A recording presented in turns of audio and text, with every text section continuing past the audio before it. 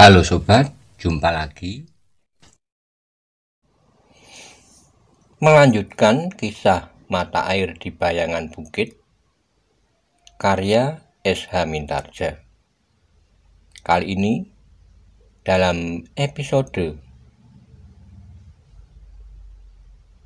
Orang Kendali Putih mencari temannya di Lumban. Selamat menikmati. Salam budaya. Monggo kula aturi subscribe, like, komen, saha share. Matur nuwun.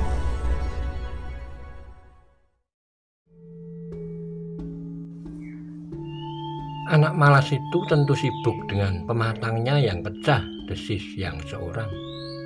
Dan yang lain menyaut, ia terlalu bodoh untuk mengerti.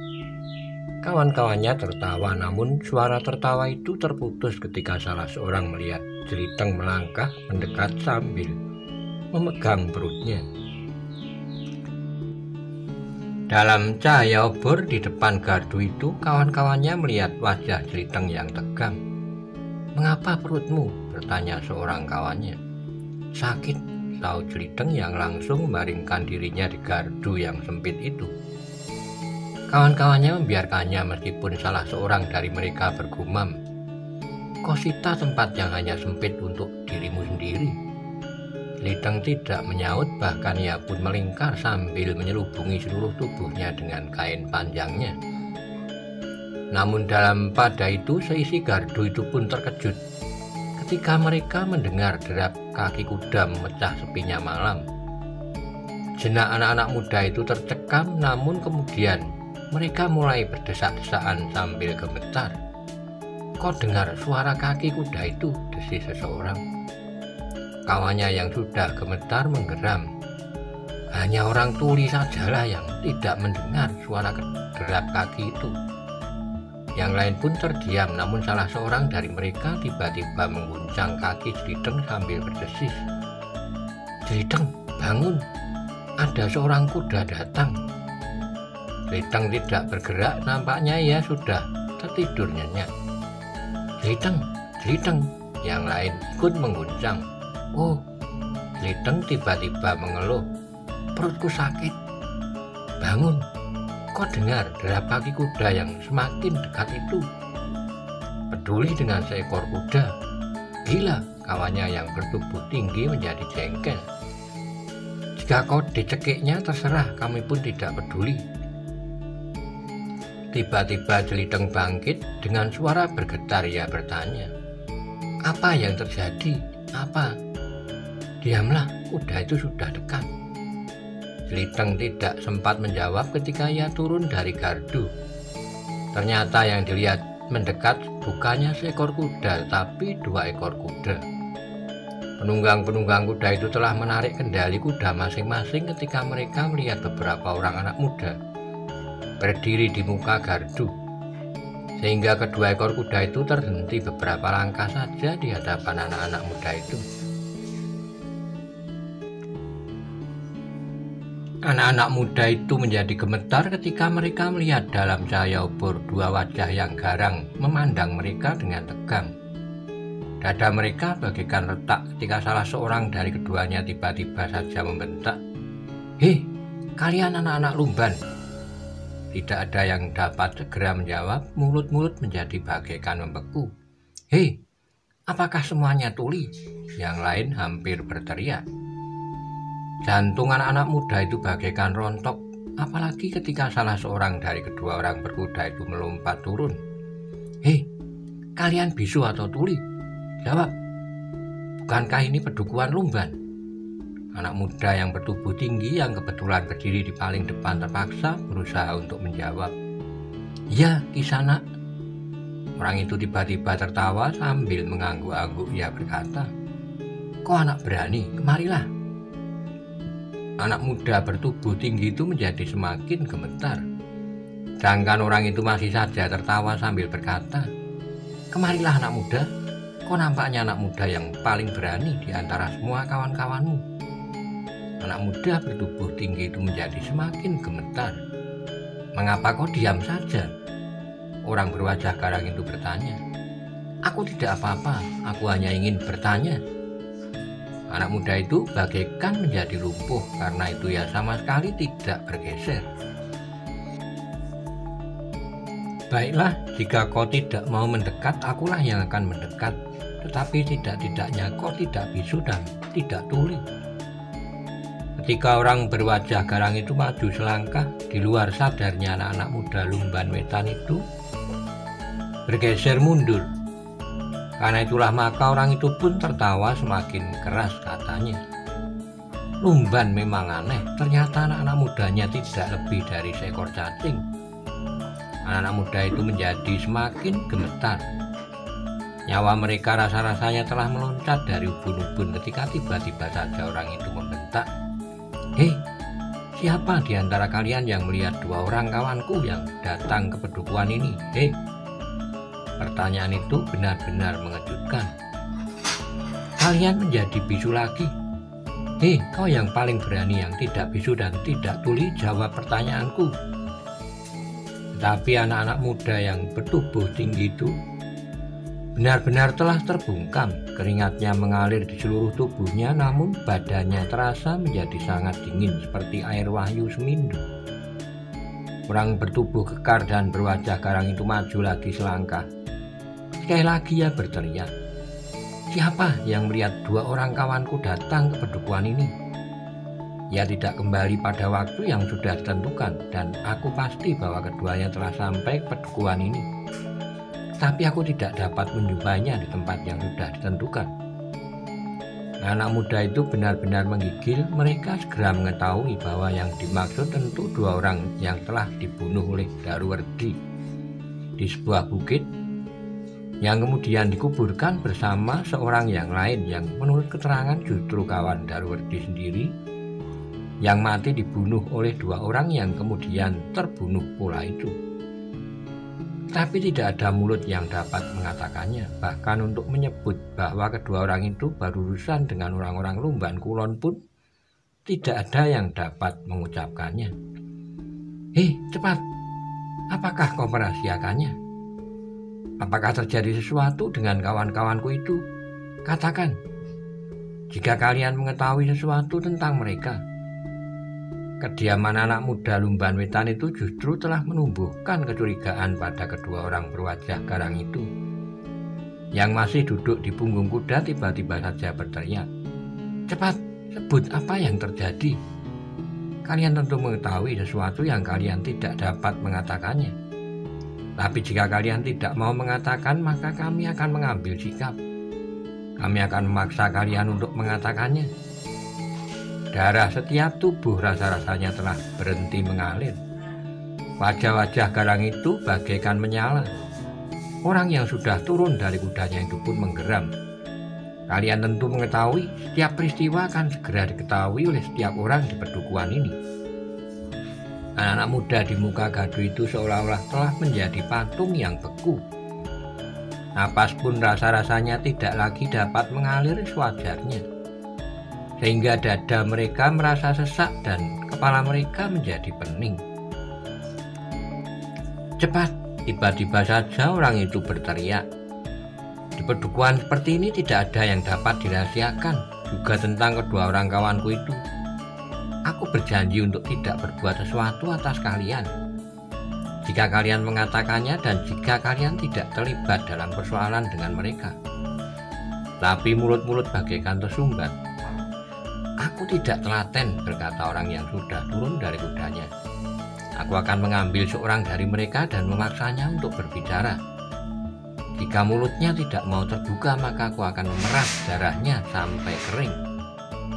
Seorang anak muda yang kurus berwajah pucat tiba-tiba saja telah terjatuh dan menjadi pingsan. Namun tidak seorang pun yang berani bergerak untuk menolongnya. Ketika orang yang berwajah garang itu melangkah maju sambil mandangi setiap wajah untuk menemukan seseorang yang akan diperasnya, maka tiba-tiba saja terdengar seseorang merintih. Orang berwajah garang itu tertegun. Dengan tegang ia memperhatikan suara itu. "Hei, mengapa kau?" tiba-tiba orang itu berteriak. "Perutku sakit." Yang menjawab adalah Jeliteng sambil megangi perutnya yang sakit. apakah aku boleh pergi ke sungai? Pertanyaan itu benar-benar telah mengejutkan bukan saja kedua orang berwajah garang itu, tetapi kawan-kawan Jeliteng pun terkejut. Pertanyaan itu akan dapat mencelakakannya. Ternyata dugaan kawan-kawannya itu benar. Orang berwajah garang yang sudah tidak lagi berada di punggung kudanya itu benar-benar merasa tersinggung oleh pertanyaan Jeliteng. Karena itu maka tiba-tiba saja ia melambaikan tangannya sambil tersenyum. Tapi senyumannya itu nampak seperti senyum iblis yang melihat sosok mayat yang baru diletakkan di lubang kuburnya. "Kemarilah Cah Bagus," desis orang berwajah garang itu. Tapi panggilan itu rasa-rasanya bagaikan sembilu yang menggores setiap jantung. Alangkah bodohnya Jeliteng, kawan-kawannya menyesalinya. Tetapi tidak seorang pun yang berani menolongnya. Tapi Jeliteng memang seorang anak yang dungu di hadapan kawan-kawannya. Ia melangkah maju sambil terbungkuk-bungkuk. "Perutku sakit sekali," ia masih mendesis. "Baiklah, marilah aku antar kau ke sungai. Apakah kau dapat naik seekor kuda?" Jeliteng menggeleng jawabnya, "Tidak, aku tidak dapat naik kuda." "Kalau begitu marilah aku jaga agar kau tidak terjatuh." "Tapi sungai itu tidak begitu jauh," jawab Jeliteng. Orang itu tersenyum, dibelainya kepala Jeliteng sambil berkata, "Meskipun tidak jauh, biarlah kami berdua mengantarmu, Cah Bagus." Ketika Jeliteng mendekati orang itu, kawan-kawannya menjadi semakin berdebar-debar. Alangkah bodohnya, kawan-kawannya berteriak dalam hati. Rasa-rasanya mereka ingin menggapai Jeliteng dan menariknya, agar ia tidak mendekati orang berwajah garang itu. Tapi mereka pun telah membeku oleh ketakutan dan kecemasan. Tapi Jeliteng melangkah terus sambil megangi perutnya. "Terima kasih," desis Jeliteng. Orang berwajah garang itu pun kemudian meloncat ke punggung kudanya. Di cahaya obor yang kemerah-merahan masih nampak. Ia tersenyum sambil berkata, "Kemarilah, aku tolong kau naik kuda bersamaku." Anak-anak muda itu menggigil ketika mereka melihat Jeliteng mendekati orang berkuda itu. Namun yang terdengar kemudian adalah keluhan yang panjang. Tiba-tiba orang itu menyambar tangan Jeliteng dan menariknya dengan semena-mena. "Cepat, anak gila. Kau harus menunjukkan kepadaku di mana kedua orang kawanku itu," bentak orang itu dengan kasar. "Aku akan pergi ke sungai," Jeliteng mulai berteriak. "Tutup mulutmu. Aku bunuh kau." Senyum di wajah orang itu sudah lenyap. Yang nampak kemudian adalah kegarangan wajah yang mengerikan. Kawan-kawannya hanya dapat memandang dengan tegang saat kuda-kuda itu mulai bergerak. Mereka melihat Jeliteng meronta, tapi tangan orang berwajah kasar itu bagaikan tenggem baja. Sejenak kemudian kuda itu telah menderap masuk ke dalam kegelapan. Namun hati anak-anak muda itu bagaikan teriris ketika mereka mendengar suara teriakan Jeliteng yang tertinggal di sela-sela derap kaki-kaki kuda itu. Ketika kemudian Jeliteng hilang dalam kelam, maka anak muda itu mulai saling berpandangan. Satu dua di antara mereka menarik napas dalam-dalam, namun tiba-tiba seorang yang bertubuh gemuk berdesis, "Kasihan Jeliteng yang dungu itu." Kawan-kawannya masih menggigil, namun salah seorang dari mereka mulai melangkah mendekati kawannya yang pingsan. "Bawa ia naik ke gardu," desisnya. Beramai-ramai anak muda itu diangkat untuk dibaringkannya di dalam gardu. Satu dua di antara mereka mulai memijit-mijit keningnya, sedang yang lain masih saja berdiri kebingungan. "Marilah kita pulang," tiba-tiba seorang di antara mereka berdesis.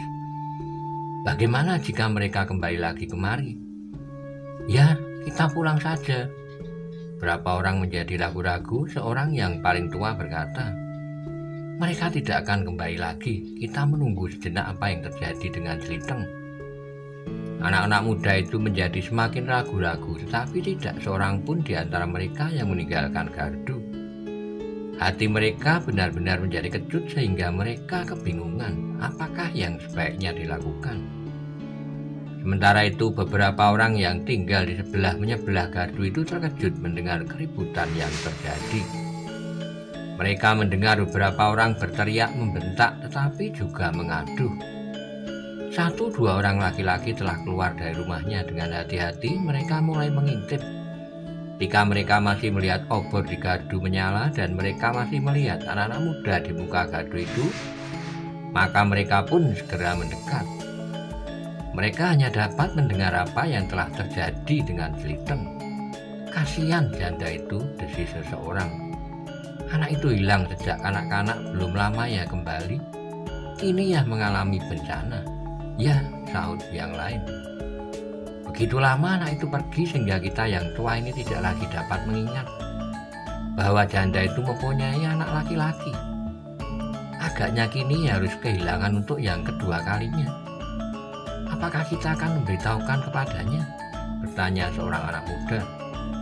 Seorang laki-laki tua maju selangkah dengan sareh ia berkata, "Jangan tergesa-gesa, kita akan menunggu perkembangan dari peristiwa ini. Jika sekarang kita datang ke rumahnya dan memberitahukannya kepada ibunya, maka perempuan itu akan pingsan, bahkan mungkin mati."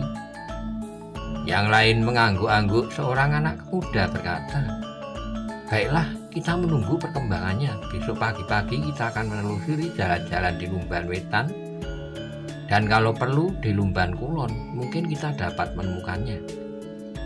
Anak muda itu tidak meneruskannya, tetapi yang lain menyaut, "Menemukannya hidup atau mati?"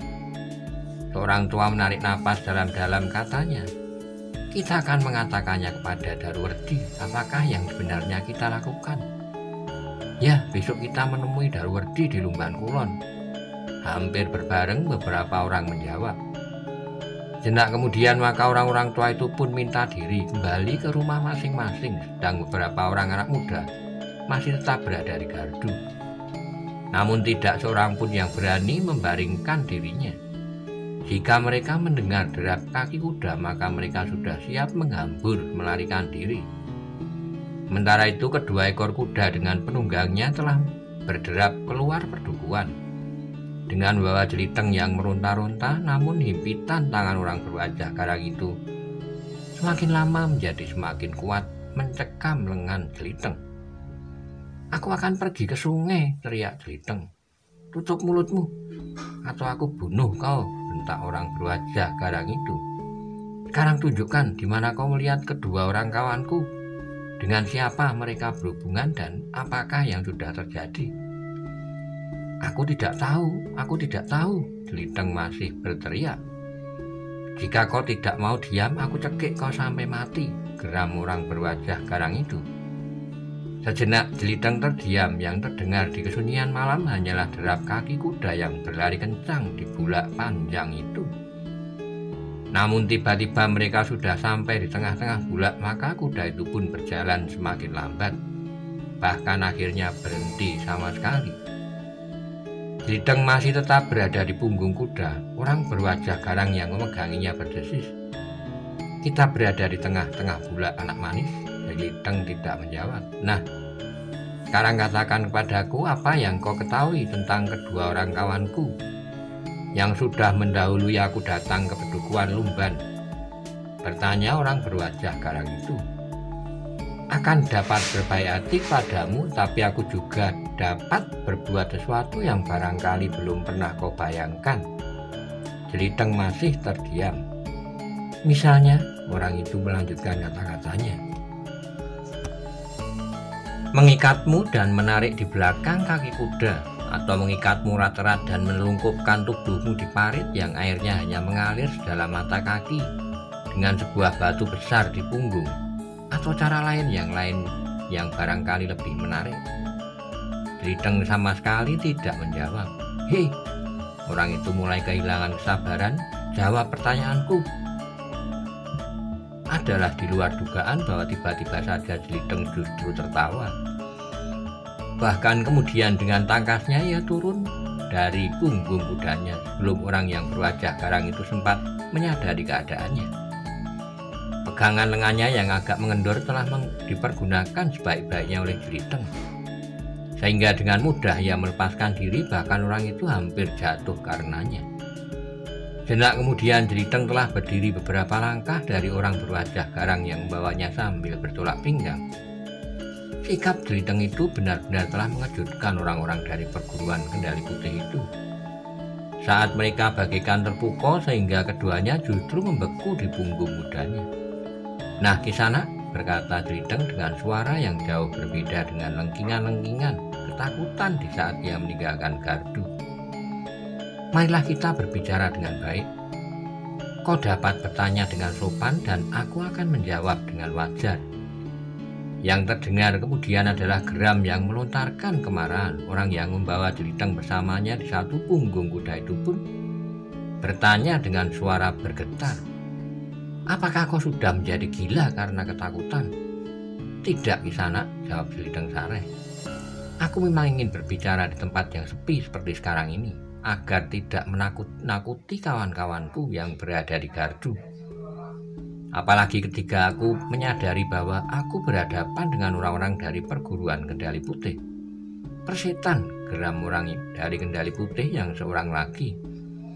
"Jawablah di mana kedua kawan-kawanku yang telah datang lebih dahulu di pedukuhan ini?" "Mereka telah mati," jawab Jeliteng pendek. Jawaban Jeliteng itu terdengar bagaikan ledakan petir di telinga mereka. Hampir berbareng keduanya telah meloncat turun dari kuda mereka. Jenak keduanya memandang Jeliteng dengan tanpa berkedip. Mereka telah menyadari bahwa yang berdiri di hadapannya itu tentu bukannya anak lumban yang pingsan karena ketakutan seperti yang terjadi di gardu. Namun bagaimanapun juga bagi kedua orang Kendali Putih itu, lumban adalah pedukuhan yang tidak berarti apa-apa bagi mereka. Karena itu salah seorang dari keduanya membentak dengan kasarnya, "Anak setan, katakan apakah yang telah terjadi?" Jeliteng memandang kedua orang itu berganti-ganti, kemudian katanya, "Aku melihat semua dua orang Kendali Putih yang datang ke pedukuhan Lumban Kulon. Keduanya telah melukai seorang dari perguruan Posporuri dan berusaha untuk menipu Daruwerdi.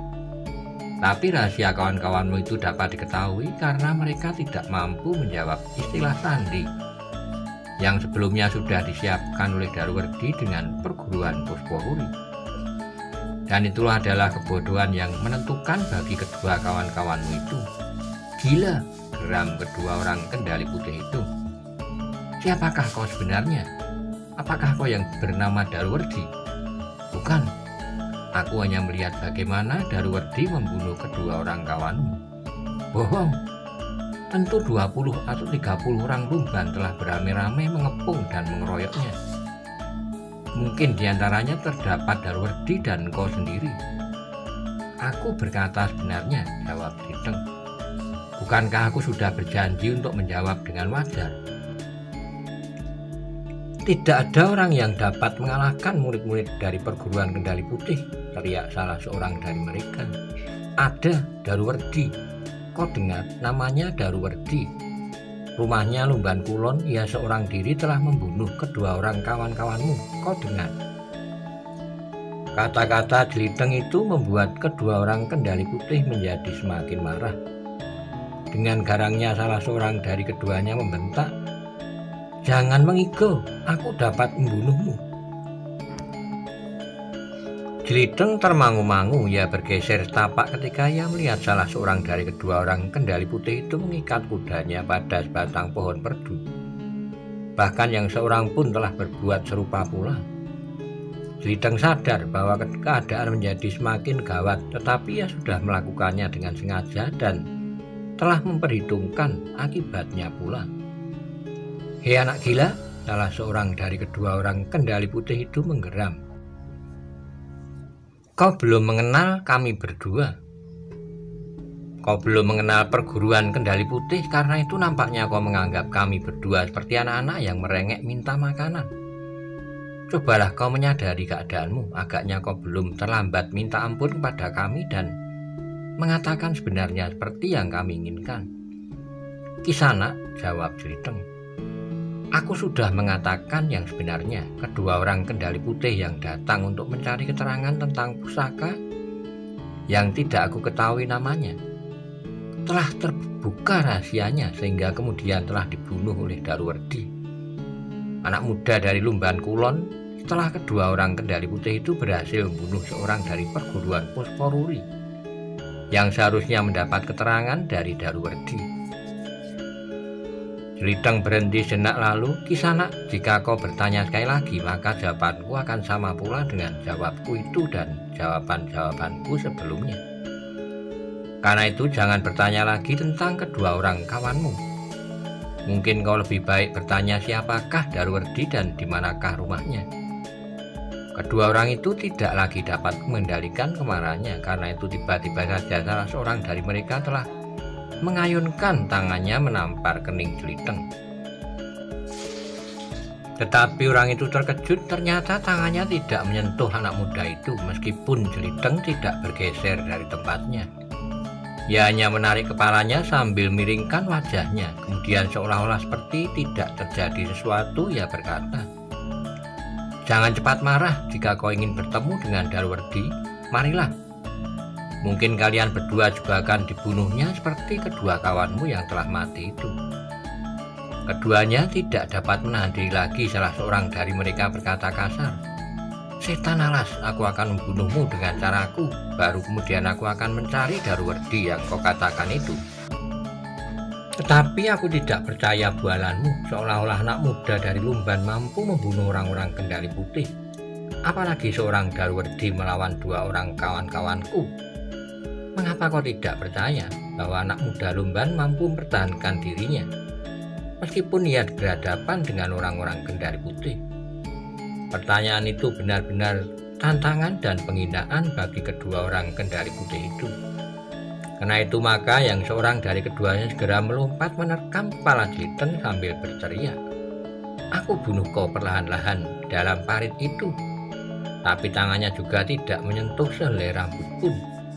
Jeliteng mampu menghindar cepat rekaman orang Kendari Putih itu. "Gila," geram orang itu, "kau akan menyesal dengan sikapmu." Orang itu tidak dapat menyelesaikan kata-katanya, tiba-tiba saja terasa lambungnya bagaikan meledak. Kaki Jeliteng telah terjulur menghantam lambung tanpa diduga-duga. Orang itu terdorong selangkah, terdengar ia menyeringai menahan sakit. Namun sekali lagi terjadi yang tidak terduga-duga pula, bahkan terbang Jeliteng meloncat menyerangnya. Orang itu tidak sempat menghindar, karena itu ia telah menyilangkan tangannya menahan serangan kaki Jeliteng yang terjulur lurus. Tetapi karena ia belum mapan pada keseimbangan seutuhnya, maka dorongan kaki lawannya telah melemparkannya, sehingga ia jatuh terguling di tanah. Yang terjadi itu demikian cepatnya sehingga murid Kendari Putih yang seorang lagi itu sejenak justru bagaikan tercekam oleh keheranannya. Namun ketika ia melihat kawannya jatuh berguling, maka dengan serta-merta ia pun melompat menerkam Jeliteng pada tengkuknya. Tetapi Jeliteng sempat menghindar, seolah-olah di tengkuknya itu terdapat sepasang mata yang melihat tangan lawannya terjulur ke arahnya. Bahkan dengan serta-merta ia sempat memutar tubuhnya dan dengan tangannya menghantam dada. Lawannya ternyata cukup tangkas, ia melompat mundur selangkah sehingga tangan Jeliteng tidak menyentuhnya. Pada saat Jeliteng siap untuk melompat memburu, langkahnya terhenti. Lawannya yang seorang ternyata telah melenting berdiri dan siap untuk menyerangnya pula. Jeliteng mempersiapkan diri menghadapi kedua lawannya. Ia sadar bahwa ia harus berhati-hati menghadapi orang-orang Kendari Putih. Di pinggir hutan ia melihat bagaimana orang-orang Kendari Putih itu bertempur, dan ia pun melihat seorang dari perguruan Puspowuri telah terluka keranjang. Ternyata kemarahan kedua orang Kendari Putih itu tidak tertahan lagi, apalagi ketika keduanya sadar bahwa anak muda yang dihadapinya itu benar-benar memiliki bekal untuk melawan mereka. Gila, ternyata anak-anak muda Lumban memang harus dimusnahkan, geram salah seorang dari kedua orang Kendari Putih itu. "Aku bukan anak muda dari Lumban," jawab Jeliteng. "Daruwerdi juga bukan anak Lumban. Jika orang-orang Kendari Putih mendendam anak Lumban, maka itu adalah suatu kebodohan. Anak-anak muda Lumban adalah anak-anak muda yang hanya mengenal cangkul untuk bekerja di sawah. Itulah sebabnya aku merasa wajib untuk melindungi mereka." Kedua orang lawannya menggeram. Salah seorang dari kedua lawannya bertanya dengan nada melengking, "Siapakah kau sebenarnya, anak iblis? apakah kau juga yang membunuh kedua orang kawanku? Jangan terlampau dungu, aku sudah menyebut beberapa kali. Yang membunuh kawanmu adalah Daruwerdi dan aku bukan Daruwerdi. Aku Jeliteng meskipun aku tinggal di Lumban. Tapi jangan salahkan anak-anak muda Lumban. Kalian perguruan Kendali Putih hanya berurusan dengan Daruwerdi dan aku Jeliteng. Persetan, orang-orang Kendali Putih itu menggeram. Yang seorang berteriak, akan aku musnahkan seluruh isi pedukuhan Lumban. Kisanak, berkata Jeliteng, aku tahu bahwa kau berdua tentu akan mencari kesempatan untuk melepaskan dendamu atas kematian kawan-kawanmu. Karena itu kalian merupakan bahaya yang sungguh-sungguh bagi Lumban. Agar anak-anak harimau tidak dibiarkan menjadi besar dan menerkam, maka anak-anak harimau itu harus dimusnahkan. Kemarahan telah memuncak karena sikap Jeliteng, karena itu maka sejenak kemudian perkelahian itu pun telah menyala kembali dengan dahsyatnya. Kedua orang Kendali Putih itu tidak lagi telaten bertempur dengan tangan kosong. Apalagi ketika terasa bahwa Jeliteng justru telah berhasil membuat keduanya berkeringat. Sejenak kemudian kedua orang Kendali Putih itu telah mencabut senjata mereka, yang seorang telah menggenggam sebuah golok yang besar dan yang lain telah menarik pedang panjangnya. Kau akan kami cincang menjadi sayatan-sayatan daging dan potongan tulang, geram salah seorang dari keduanya. Jeliteng meloncat surut, sekilas diperhatikannya senjata-senjata yang garang itu. Apalagi senjata-senjata itu berada di tangan orang-orang Kendali Putih. Aku tidak boleh lengah, berkata Jeliteng kepada diri sendiri. Dan aku tidak perlu berpura-pura, aku harus melawan mereka dengan senjata pula. Karena itulah maka Jeliteng pun kemudian menggeram, kisanak, senjata kalian adalah ciri kekerasan dari perguruan Kendali Putih. Kalian benar-benar ingin menyelesaikan setiap persoalan dengan kematian. Sikap kalian telah mendorong aku untuk berbuat serupa. Dua orang itu tidak menghiraukannya, hampir berbareng mereka melompat menyerang dengan senjata terjulur. Jeliteng sekali lagi melompat agak jauh surut, ia berusaha mendapat kesempatan untuk mengurai senjatanya. Senjata yang agak asing bagi lawan-lawannya. Dari bawah kain panjangnya yang kusut, Jeliteng mengurai selai ikat pinggang yang dibuatnya dari anyaman serat, sehingga menyerupai selai tampar yang lemas. Tapi karena di dalam anyaman itu terdapat beberapa helai serat lulup kayu dadap cendono abang, serta 3 helai janget yang tipis, maka tampar yang lemas itu merupakan tampar yang kuat sekali. Sejenak kemudian selai dadung di tangan Jeliteng itu telah berputar, suaranya berdesing seperti sendaren yang terbang di udara. Kedua orang Kendali Putih itu terkejut melihat senjata lawannya, apalagi setelah mereka mendengar suara berdesing bagaikan suara sendaren. Sejenak keduanya termangu-mangu, dalam gelapnya malam mereka melihat sesuatu yang di ujung dadung di tangan Jeliteng itu. Ujung tampar yang berkilat-kilat itu bagaikan seekor lalat yang berterbangan di seputar kedua lawannya. Jika sekali benda itu hinggap di tubuh, maka tubuh mereka tentu akan tersobek melintang. Karena itu maka kedua orang Kendali Putih itu menjadi semakin hati-hati. Mereka berlompatan menghindar dan sekali-kali menyerang dengan garangnya. Mereka mencoba memecah perhatian Jeliteng pada dua sisi yang berlawanan.